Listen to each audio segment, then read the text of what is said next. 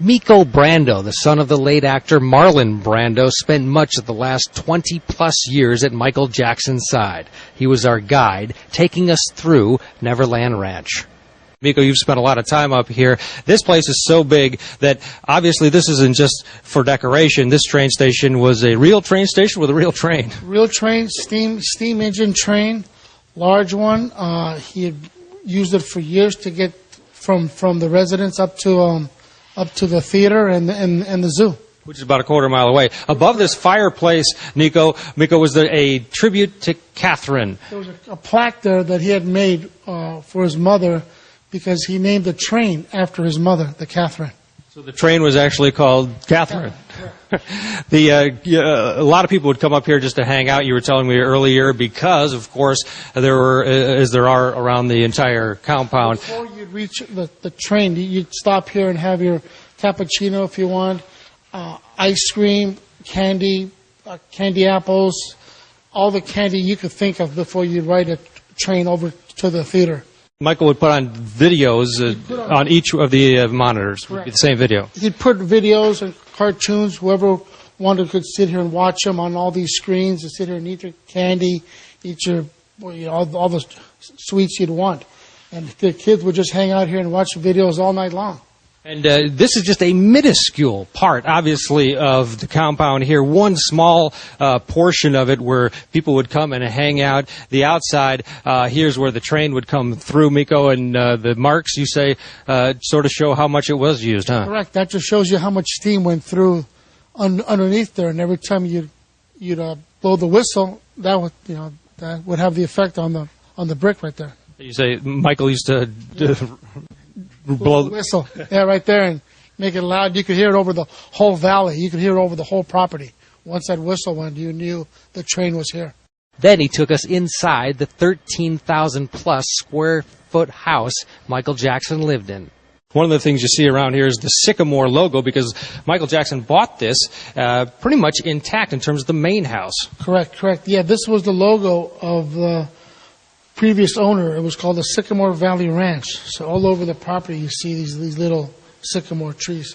And you say that Michael first stayed here when he was working on a video with Paul McCartney. He just came here and was basically put here, and you say you just couldn't get it out of his mind. Correct. He stayed here when he was doing the Say video, and he enjoyed it. He liked it. He wanted to buy the property.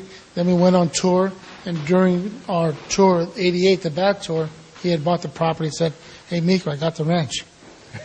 The ranch. This room is what? This is the living room. Piano used to be over here with a bunch of photos on the piano. A castle he had built sitting over here. Living room chairs, furniture, sofa, the TV on the wall.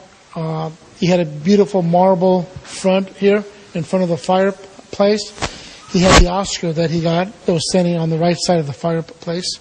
The Oscar from Gone with the Wind? Gone with the Wind, that he apparently paid $1 million for. Yes, sir.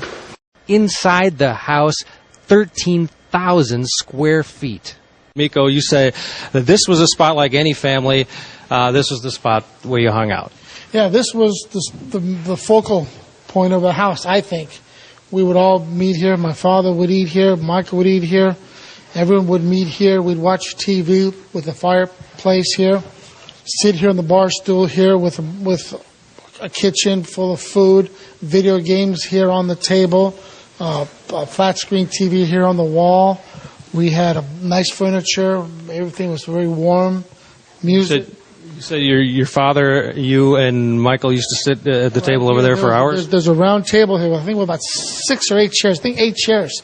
And we used to always have our meals here, most of our meals here. Breakfast, lunch, and dinner. If we changed it, we'd eat somewhere around the property. But this was basically where we would all meet and talk about our day here at Neverland. As for Michael Jackson's bedroom, you're looking at the doors, and you can see the locks on the doors. Miko, privacy was key in this room, obviously. Yeah, he liked his privacy. When the doors were open, it was okay. But when he locked, he wanted his privacy.